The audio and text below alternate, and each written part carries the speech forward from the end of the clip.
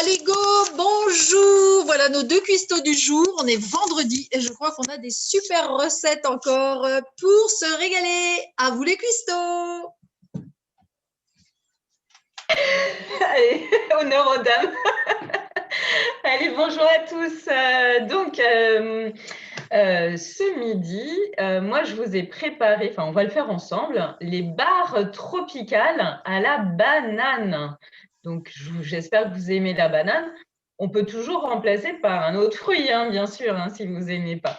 Alors, je vais commencer par vous donner les ingrédients. À moins que tu veuilles annoncer, Didier, ce que tu vas nous préparer. Et puis j'annonce mes ingrédients juste avant toi. Allez, c'est parti. Bonjour tout le monde, bienvenue. Alors pour moi, c'est la recette salée du jour. On va faire des tagliatelles de courgettes avec une sauce bolognaise. Voilà, ça va changer des pâtes bolognaises. Ça sera des tagliatelles de courgettes bolognaises. Donc, je te laisse donner ta recette. Et puis moi, voilà, j'ai préparé mes ingrédients. De la couleur, de la couleur, de la couleur. C'est ce qu'il faut dans nos vies. Ok, ça marche. Alors du coup, pour les barres tropicales, on va préparer les ingrédients. Il vous faut une cuillère à soupe de fèves de cacao. Ensuite, il vous faut 30 g de graines de tournesol. J'ai préparé 75 g de flocons d'avoine. Ensuite, vous allez faire fondre une cuillère à soupe de miel et 2 cuillères à soupe d'huile de coco. Moi, c'est déjà tout prêt. Également, donc si vous avez aimé la banane, vous allez prendre deux portions et demie, c'est-à-dire 65 g de Formula One crème de banane. Voilà, donc si vraiment vous n'aimez pas la banane, mettez un autre parfum. Et puis ça peut même être chocolat, parce que chocolat banane, c'est une bonne association. Pourquoi pas, il faut s'amuser. Et puis, bien sûr, une banane bien mûre, moi, que j'ai déjà écrasée. Voilà. Et puis également 20 g d'assortiment de fruits à coque concassés. Donc, j'ai mélangé des noisettes, des amandes, des noix de cajou non salées. Et donc, j'ai tout concassé. Et voilà le résultat. Voilà. Donc, on va commencer par mélanger tous les ingrédients secs. Ensuite, on ajoutera la banane et on tassera tout pour mettre ensuite dans un plat. Et moi, je le mets au four pendant 20 minutes à 180 degrés. Voilà, donc je vous reprends tout à l'heure, une fois que le mélange est fait. Génial, bravo.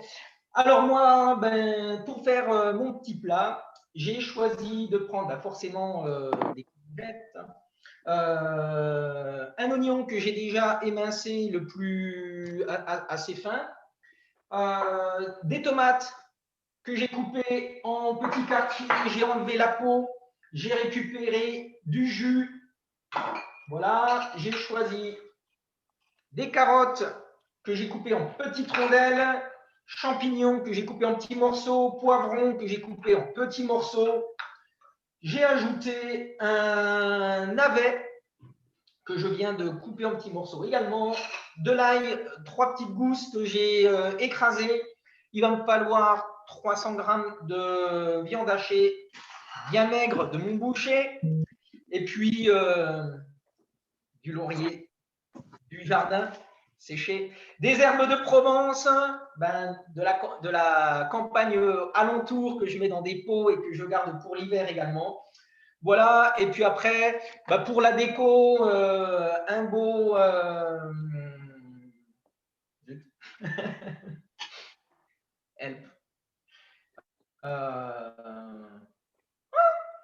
basilic, merci. Ouais. Un peu de basilic pour la déco. J'ai pris des tomates cerises aussi pour ma déco. Et alors, un navet particulier, très coloré, que j'ai pris également pour faire ma déco, mais ça, c'est du plus. Et pour vous, vous pouvez également ajouter, si vous voulez mettre, j'en sais rien moi, du fenouil, des choses comme ça pour rappeler en plus la Provence. Pas de souci, c'est chacun ses goûts, chacun fait comme il veut. Pour optimiser mon plat, les tomates et le jus de tomate, je ne vais pas les mettre juste comme ça. Je vais utiliser notre soupe gourmet à la tomate qui va aromatiser en plus, puisque non seulement goût de tomate, mais herbes de Provence, et en plus apporter des éléments supplémentaires comme des protéines.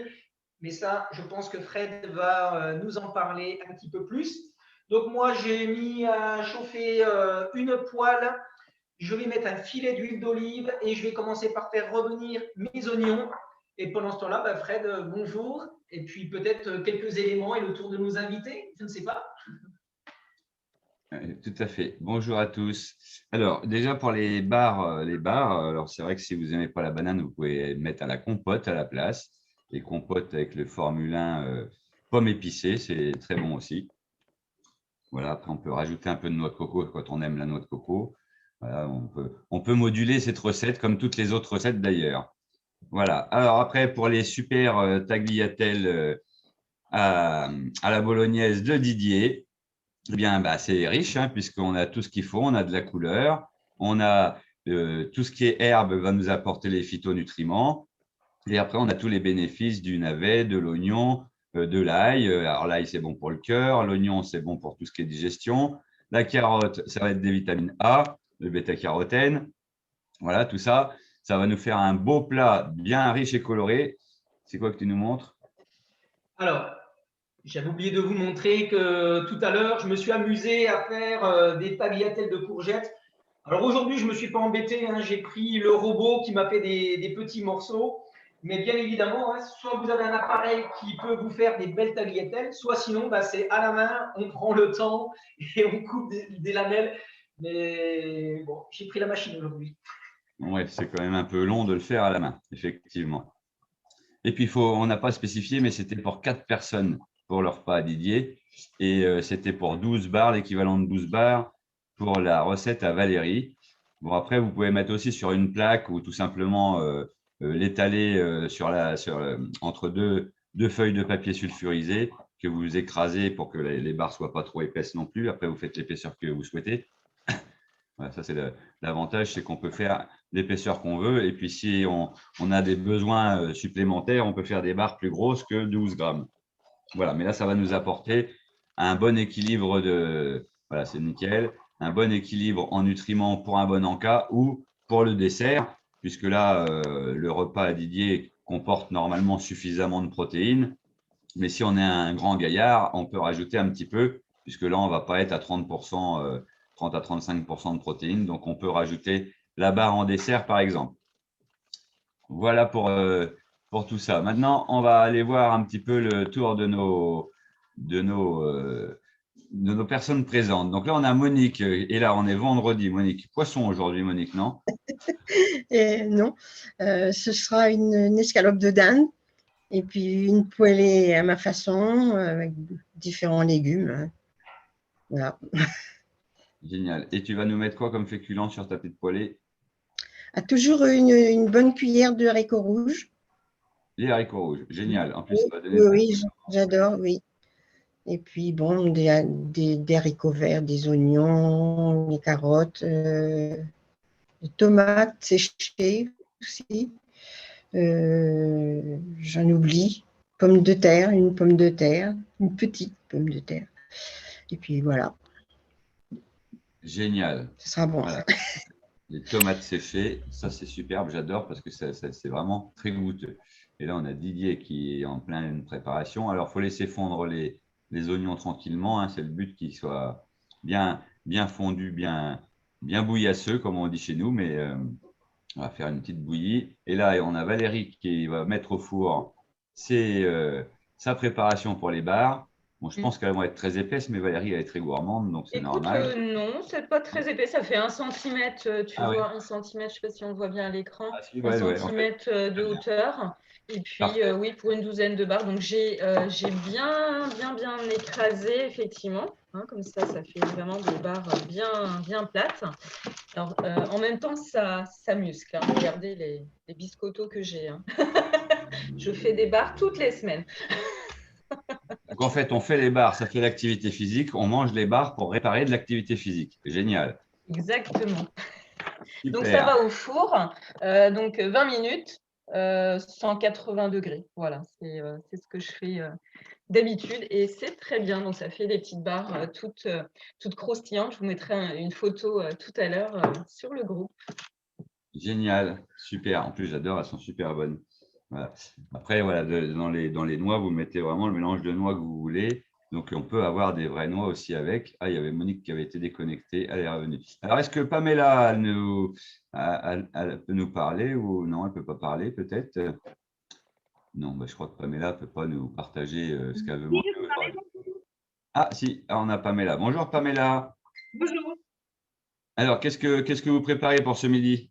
À midi, moi, j'ai fait des boulettes de bœuf avec de la sauce tomate.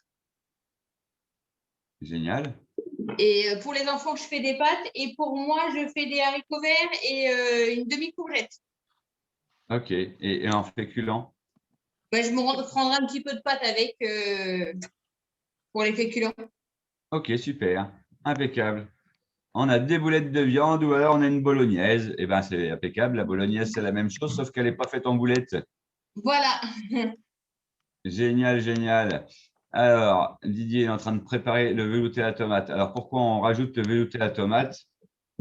Puisque ce velouté à la tomate, il a une particularité d'avoir un indice glycémique bas, avoir 8 fois plus de protéines qu'une sauce tomate normale.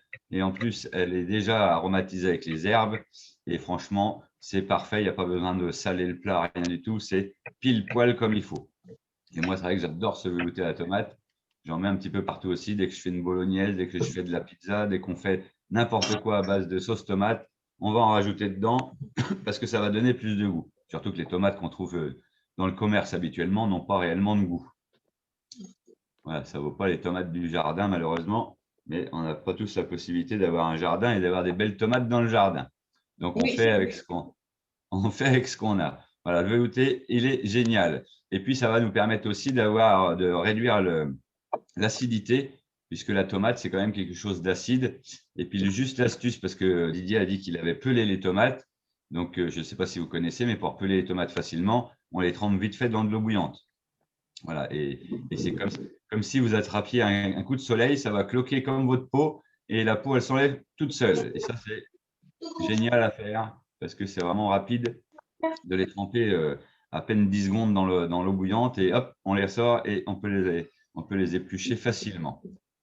Voilà, et après, si vous voulez garder les pépins pour les planter, vous pouvez quand même, parce que c'est juste ébouillanter l'extérieur, ça ne va pas toucher l'intérieur. Mais si c'est des tomates Monsanto F1, ce n'est pas la peine de garder les pépins parce que ça ne poussera pas.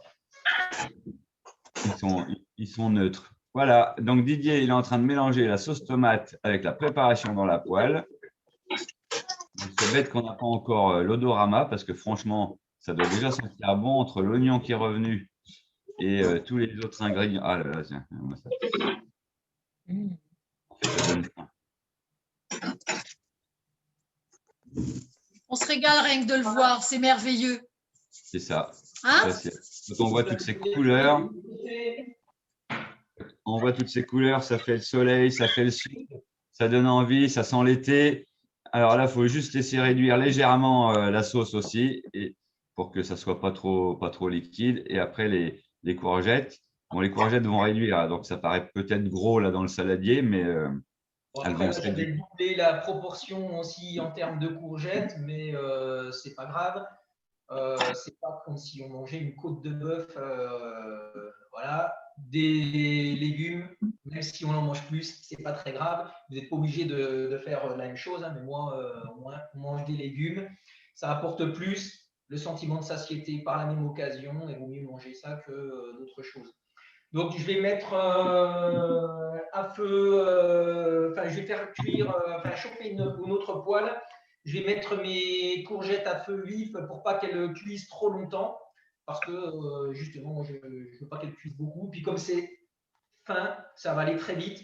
Et il ne me restera plus que ma viande à mettre. Je vais l'ajouter ensuite. Et puis après, faire un joli assemblage de tout ça. Voilà. Ça commence déjà à sentir bon. J'imagine parce que j'ai l'impression que je sens d'ici, en fait.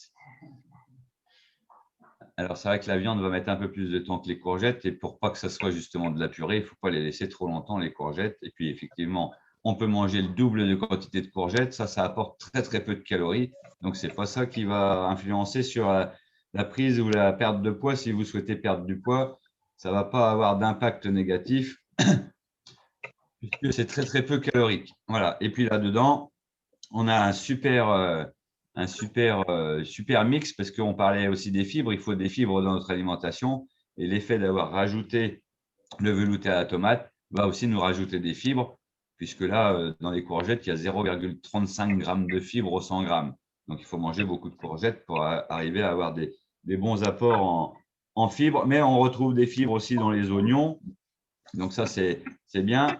Et puis après, on peut avoir des fibres un peu dans ce qu'on va rajouter, suivant ce qu'on rajoute. On peut mettre quelques graines aussi dedans. Ne pas hésiter à rajouter des graines. Les graines, c'est des aliments qui sont très peu caloriques, qui n'apportent pas de glucides, mais qui vont apporter des fibres, des protéines et des oligo-éléments également, puisque ce sont des graines. D'ailleurs, dans les bars aussi, on peut mettre d'autres graines. Moi, j'aime bien toujours mettre des graines de chia parce que je ne sais pas pourquoi, mais je suis abonné aux graines de chia depuis quelques années maintenant. J'adore en mettre partout. Et on peut mettre aussi des graines de courge qu'on mélange avec les fruits à coque, puisque les graines de courge vont nous apporter aussi des protéines, mais très peu, bien sûr, mais vont nous apporter des fibres et surtout plein de bonnes choses. Voilà. Alors, Valérie, c'était combien de temps? Tu as dit un quart d'heure, toi? Oui, 15-20 minutes, en fait, suivant la puissance de ton four. Voilà. Tu sais, tu surveilles, tu regardes si ça commence à dorer. Bon, moi, j'aime bien les bars croustillants, donc c'est vrai que bon, j'ai testé plusieurs durées et 15-20 minutes, pour moi, c'est l'idéal. Voilà. Après, il y a une autre option, c'est de les mettre au frigidaire pendant 30 minutes. Après, pour moi, ça reste un petit peu mou, en fait. Mais bon, c'est une possibilité. On fait comme on veut. Voilà. Et si vous ne les aimez pas croustillantes de trop et ni trop molles, et ben là, vous les mettez à cuisson beaucoup plus douce, mais un peu plus longtemps. Ou après, pareil, vous surveillez en fonction de ce que vous voulez. Si vous mettez à 130 degrés, par exemple, elles vont sécher et sans forcément cuire. Voilà. Il y a Pamela qui ne nous a pas enlevé son micro. Jo, tu vas pouvoir le faire. Voilà, très bien. Parfait. Voilà, eh bien, on est bientôt arrivé à la fin de cette émission de cuisine avec 2 super préparations. Voilà, on a le plat principal et le dessert, en plus avec 2 beaux sourires. Donc ça, c'est encore mieux, manger avec le sourire. Avec le basilic, tout beau le basilic, il est beau ton basilic. Et on va attendre les photos en plus. En attendant, peut-être Didier, tu peux peut-être nous dire ce qui se passe ce midi là, dans pas longtemps là. Dans pas longtemps, déjà on va passer à table. Mais si je ne m'abuse, nous allons avoir un appel parce que ce matin, c'était la dernière limite pour que les coachs fassent parvenir les photos des challengers du mois de mai. Et donc, il va y avoir un appel de délibération avec tous les résultats que l'on a pu avoir ce mois-ci. Parce que ce soir, ce sera la cérémonie de clôture de notre challenge du mois de mai avec la remise des récompenses. On va avoir 10 gagnants, si je ne m'abuse. C'est ça, hein, Valérie? C'est ça, 10 gagnants. Chanceux, voilà. Je mets juste la dernière photo et je vous envoie ça de suite. Et donc, c'est 19h30, hein, cette cérémonie. Hein, donc, n'hésitez pas à redemander le lien si vous ne l'avez pas. C'est le même, hein, d'ailleurs, il me semble. Hein, si je ne me trompe pas. C'est ça, c'est le même lien. Et puis, n'hésitez pas non plus à inviter vos amis pour découvrir cette remise des prix. Peut-être que ça peut les motiver aussi. Hein. Des fois, on se demande comment réussir à motiver des gens. Mais devant les résultats et surtout les cadeaux à gagner, eh bien, c'est vrai que ça peut motiver vos amis à pouvoir participer au prochain challenge avec vous. Donc, ça, c'est important de partager toujours. Et c'est ouvert à tout le monde. Et n'hésitez pas à venir avec un petit verre d'apéritif, un cocktail. Et là, on peut se préparer le nouveau cocktail bienvenue de chez nous, hein, avec l'Immune Booster, l'Aloe Mangue et au pire avec une boisson pétillante. Et là, vous allez avoir un super cocktail pour la remise des prix.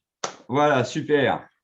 Sur ce, eh bien, on va attendre que Didier nous envoie les photos du résultat après et on sait qu'on va avoir une superbe assiette parce que Didier, c'est le roi de la déco. Voilà, on peut ouvrir un restaurant gastronomique. On a tous les ingrédients qu'il faut et on a le super comment qu'on dit je ne sais plus comment on dit le mec qui fait les assiettes d'ailleurs, mais le styliste des assiettes, on va dire. Je me dois de faire une belle présentation aussi. Hein, t'es obligée là, ma belle. Hein, là, j'ai pas le choix. Hein.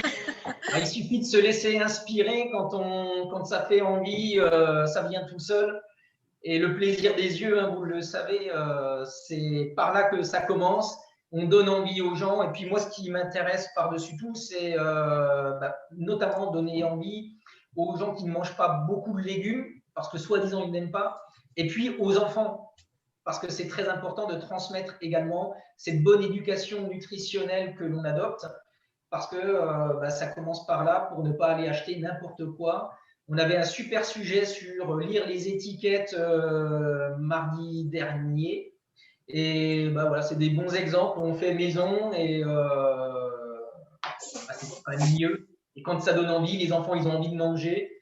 Et je suppose que Valérie, toi, on fait tes bars avec les enfants en atelier. Forcément, ils vont avoir envie. Forcément. Et puis, ouais, c'est vrai qu'il y a tout plein de bonnes choses, en fait, dans tout ce qu'on fait. Mais en plus, c'est bon. Donc, ça va tout seul pour les enfants aussi. Voilà, se faire plaisir sans les formes. Exactement. Cool, super. Donc, on se retrouve avec les photos. On se retrouve lundi pour un autre atelier. Mais surtout, on se retrouve à 13h pour tous ceux qui vont voter. Et surtout ce soir à 19h30 pour la super fête. OK? Merci à tous. Merci. Et